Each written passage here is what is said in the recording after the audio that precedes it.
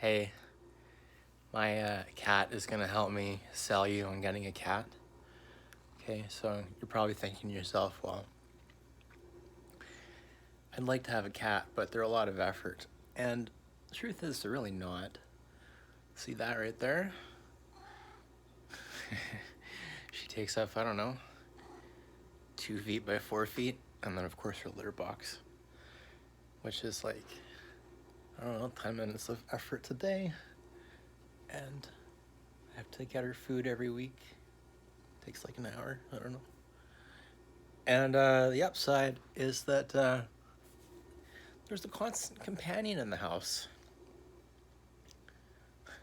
Someone who never speaks to you, which is great, if you like that. Someone who's always on your side. I've never had a disagreement with my cat, and I've had like 3 of them. So there's that. And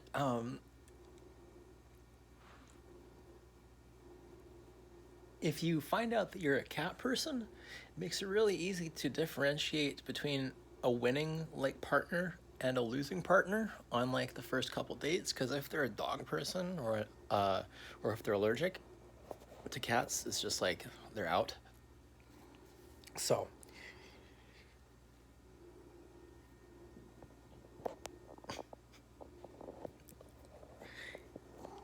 the other thing is that every time a cat is rescued from a shelter, it's like bringing a lot of joy into the world because, for one, provided you like take the time to pick a cat that you get along with, so that you have a companion you like, and yeah, like what was I gonna say? You're essentially saving one animal from spending a lot of time either in a cage or in a small like room where there's a bunch of other animals. Like it's not the worst thing in the world. I don't think cats are unhappy at shelters, but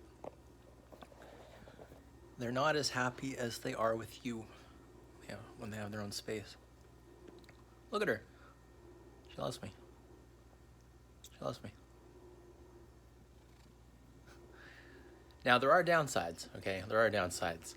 Um, you can end up with a cat that wakes you in the middle of the night, which isn't always great.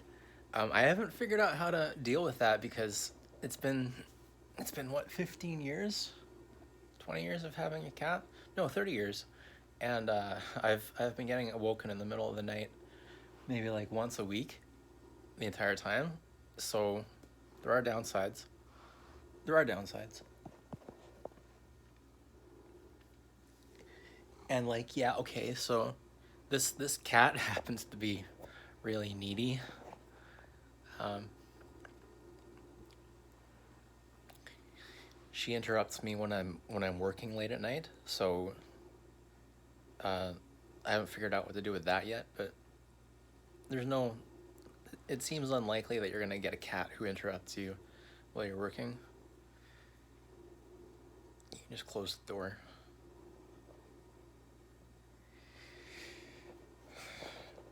Okay, so to be honest, it's likely that the cat is gonna interrupt it while you're working. While you're working, at least like once an hour. But okay, okay, yeah, it's gonna happen. It's worth it though. It's worth it. The only time I wouldn't have one is if you're like the only person in your house or apartment, and you're trying to be like a super productive human being.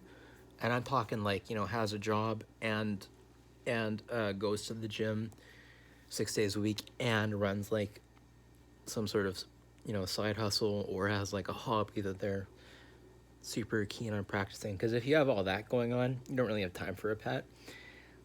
So I wouldn't get a cat if you are like working 80 hours a week and you're the only one in your house. Like I wouldn't do that. But